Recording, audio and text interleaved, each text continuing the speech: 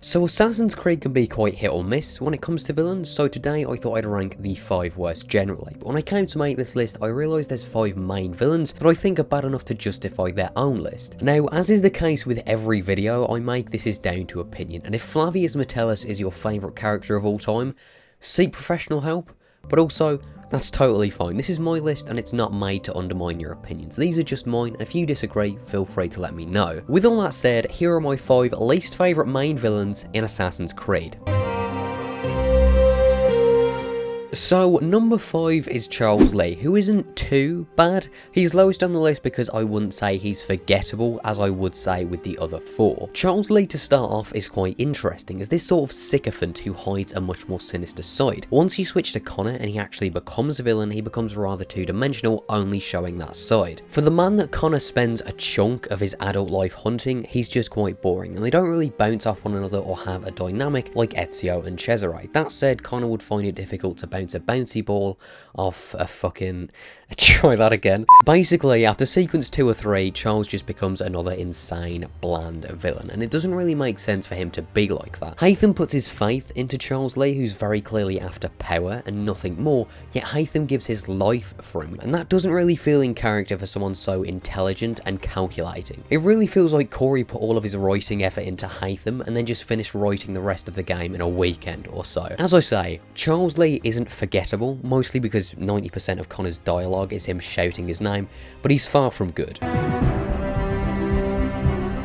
So next on the list is Germain, and every villain from here on out is forgettable, and I've played Unity a fair few times and I had to look up Germain's wiki to find out his motivations or his end goal, and while I know there's people who like Charles Lee and another villain higher up on this list, I don't think I've ever seen a Germain defender. Germain's somewhat interesting in the fact you actually meet him before knowing he's a Templar twice, but besides that, there's nothing really interesting about him. He's a sage, but nothing's really made of that, and Unity came out in a time where things like sages was still a big deal. Sure, some of his Templar ideals may have been influenced by that, but you could take that fact away and nothing of importance would change. If you took Germain out the story, I feel like little would change on the whole. Nothing's really driven by him, and he's about as flat as villains go.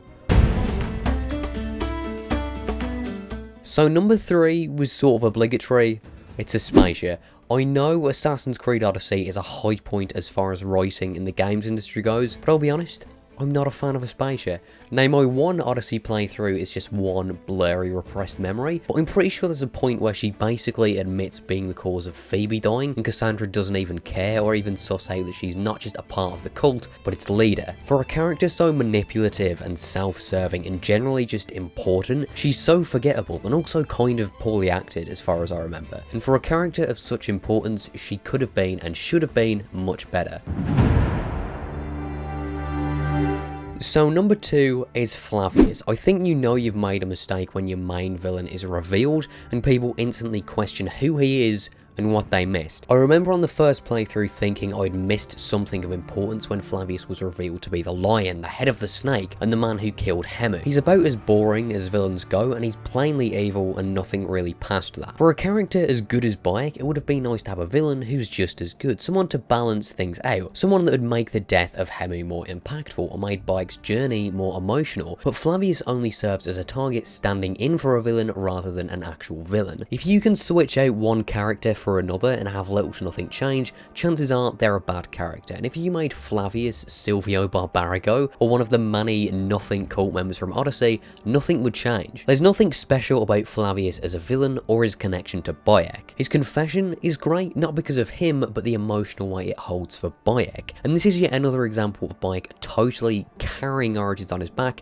but if you want to know more about that, check out my 50-minute review of Origins that goes in depth about every part of the game. Obviously, I can't make you watch it, but I think it's a pretty good video. Not as good as this one. Finish watching this one first, but maybe give it a look. And I'll stop wasting your time. A link for that will be in the description. Anyway, on to number 1. Crawford Starrick has to be the epitome of the mustache twirling villain stereotype. There's literally a scene where he shoots his own man for no reason, and Ubisoft did that same thing of having a well-spoken English villain shoot an employee for no good reason to show just how mental they are in a Watch Dogs trailer. It is hilarious to me they've done that twice now, but you can watch that scene and have Starrick basically summed up for you. Syndicate is a game written by very competent writers who for some reason wrote a story that's delivered to you like you're a child. A part of that is Starrick, who's ripped straight from a Saturday morning cartoon. For a game set in industrial London, Starrick represents everything the assassins hate. He's a tyrant who's out for nothing but control, and the people suffer under his rule, and he basically controls industrial London. That's something a great villain could have been made of, and we could have got a great Assassin's Creed story out of that conflict. Starrick's arc is just him progressively getting angrier and angrier, and it feels like Ubisoft took a character being constantly angry and crazy as being interesting, and it's far from it. The reason why Starrick's first on this list is because of that potential of the setting I mentioned, but also the fact his quote-unquote insanity is presented as if it's deep or interesting, and it just feels a bit condescending. But anyway, those are just my thoughts. If you disagree, as I said, that's totally fine. I'm open to hear your guys' lists of what you think are the worst main villains, but those are just mine. If you enjoyed, maybe leave a like, and if you didn't, maybe let me know why. Thank you guys for watching, and I'll see you all next time.